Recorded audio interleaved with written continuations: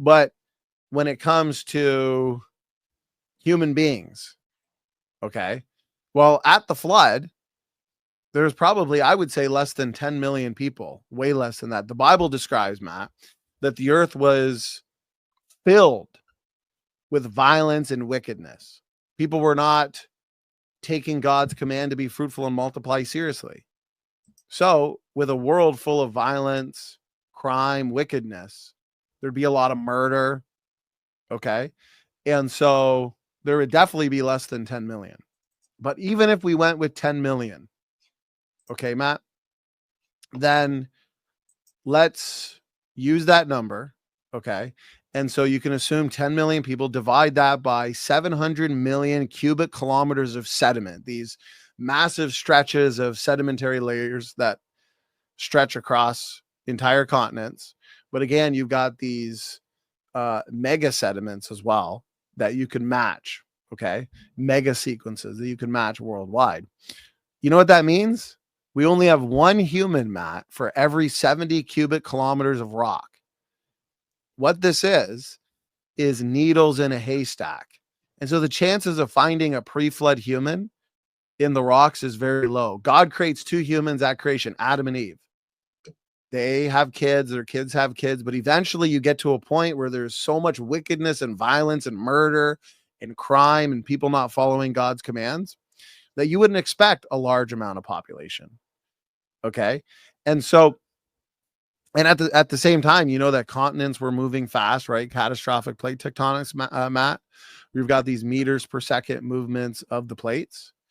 And so if some human beings were in areas where you had, let's say, subduction, well, then they would be taken basically down into the earth, into the mantle where they'd be melted. So I personally wouldn't expect to find a lot of human fossils from the flood. Because again, it'd be like finding needles in a haystack. Matt, what are your thoughts, brother? It also depends where Eden was and where they migrated to the east. Remember, it says that Adam and Eve were expelled from the garden and they went into the east. And then Cain, he rebelled, and after he killed Abel, where'd he go? He went to the east. So now imagine, there's a lot of people that have now tried to guess where Eden was. The Middle East, maybe so, but maybe not, because it doesn't really describe the region very good. So now imagine if the Garden of Eden was like near the Philippines. Well, now all of humanity is in the bottom of the ocean. Good luck ever finding anything there for civilization, right?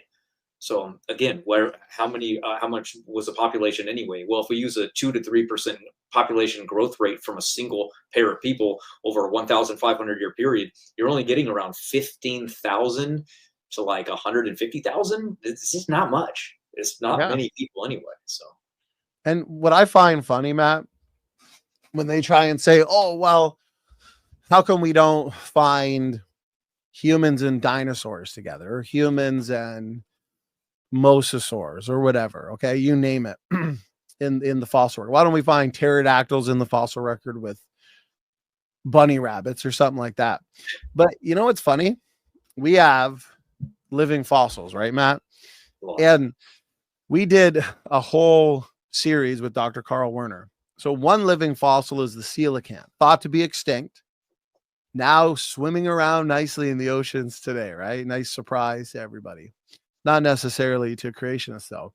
But according to the evolutionary model, Matt, the coelacanth has a couple 100 million years worth of fossil representation in the geological rock strata.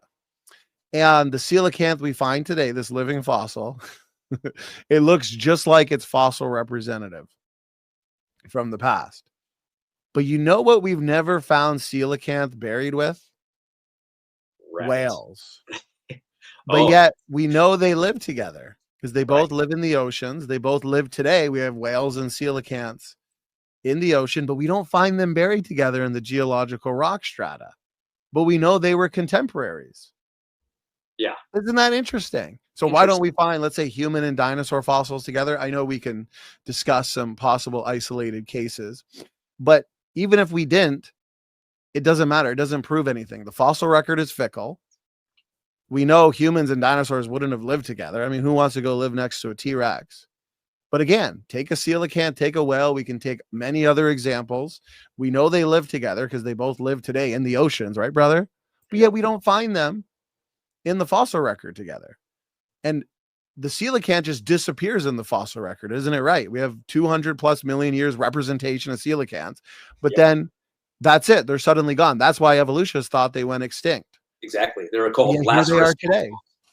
Yeah, Lazarus taxons exist all over the place. It's where they don't appear in the fossil record for millions of years, and then they appear again. What happened? They disappeared for hundreds of millions of years, and there they are again. Lazarus taxons. Look them up. Yeah, but Matt, coelacanth and whales, they must have not lived together in the past at the same time because we don't find them together in the fossil record. Yeah, because their fossil record isn't a perfect picture of time. When they learn that, the better they'll be. But yet we see them today. Coelacanth swimming around, whales swimming around. Did they live together? Yep. They live together today. They live together today, yeah. So who cares if we don't find humans and, let's say, pterodactyls or humans and some therapsids together? Doesn't mean anything. The fossil record is so incomplete. 99% of it is marine fossils anyways.